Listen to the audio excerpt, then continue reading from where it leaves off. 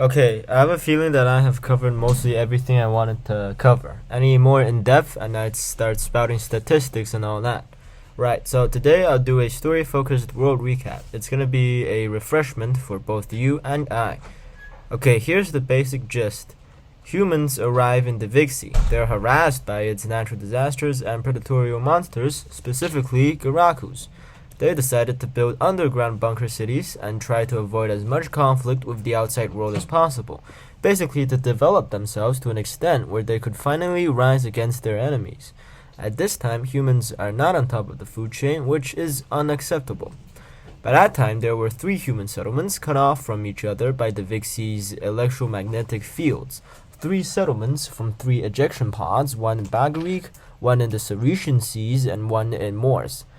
Then they dug a little too deep and founded the Eviction cities. It took some time, but human and Evictions formed a uneasy alliance. Two alien species, basically. Then, using their combined forces and a lot of effort, they managed to drive the Garakus onto Heaven continent through several subjugation events.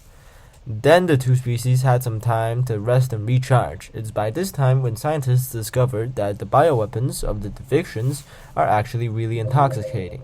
Poison to Garakus, but drugs to humans, so to speak.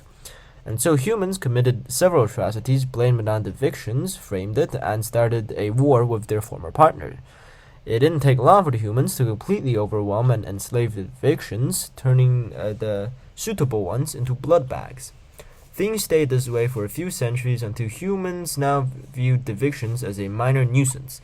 Technological advancement altered the ecology of the continent, making it more suitable to live on, for humans that is. Settlements rose on the three main continents, life became as normal as we saw it as possible.